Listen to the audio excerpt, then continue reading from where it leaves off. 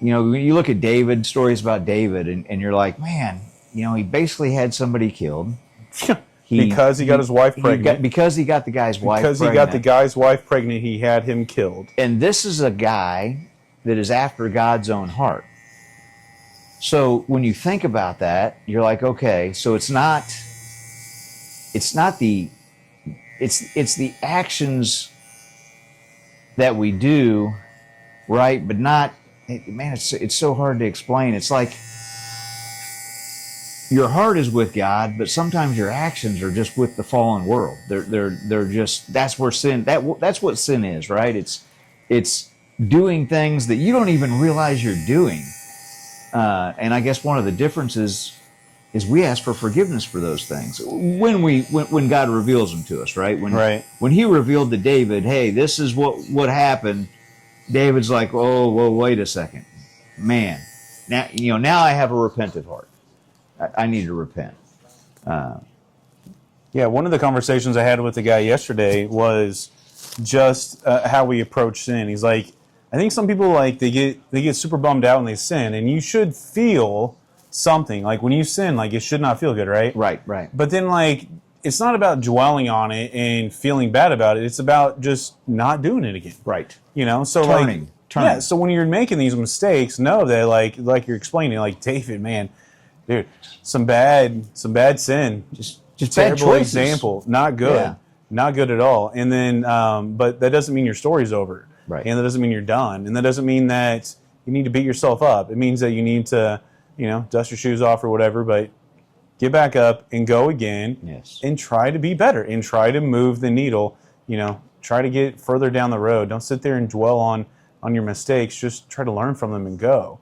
And so he was trying to explain to me how he thinks a lot of people really get ate up with sin to where it almost becomes like a form of he didn't use the term idolatry, but it's so to where we're paying so much attention on and feeling bad about our sin that it kind of takes over the good parts of our life. Yeah, to where it breeds something else. To where you're like, oh, well now I'm still not focused on Jesus. I'm still focused on the wrong thing. Yeah. The devil continues to slide in. Now I'm going to feel bad about my sin. Now I'm going to get in a spot where I might even get depressed about how terrible of a person I am and go down this dark road. And you're like, that is not, what Jesus is saying at all. He's not saying, hey, you sin, you piece, you need to figure this out. You're no good. No. He's saying just come on. Yeah.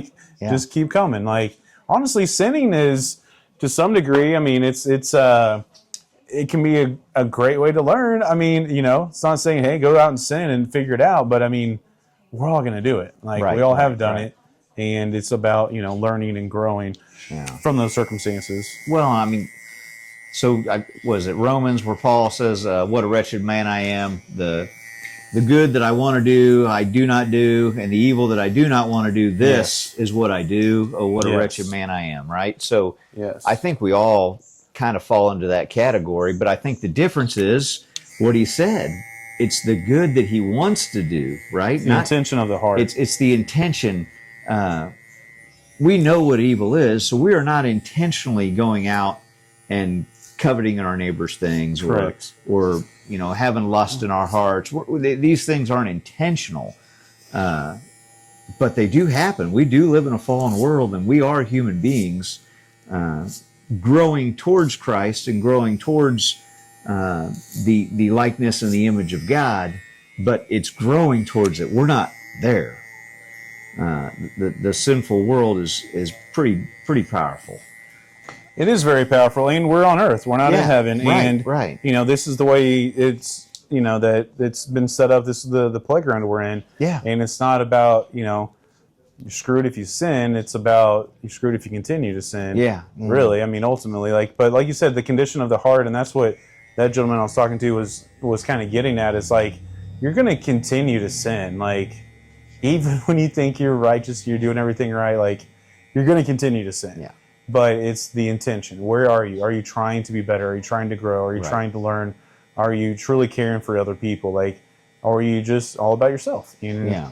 I do think there's a lot of people that roam the world, in the secular world especially, well, in the Christian world too, that you just get so self-centered on their actions and to where they forget to take care of other people around them, and so then you have sin by omission that gets kicked in a lot, and it's like, oh my gosh. And even more so, like, yep, and you're going to continue to sin by omission too. And the whole idea though is to grow. We're never ever going to be Jesus. You're not going to be Jesus. I'm not going to be Jesus. Probably not going to get there before the end of our life. But the idea is that we continue to move down that path.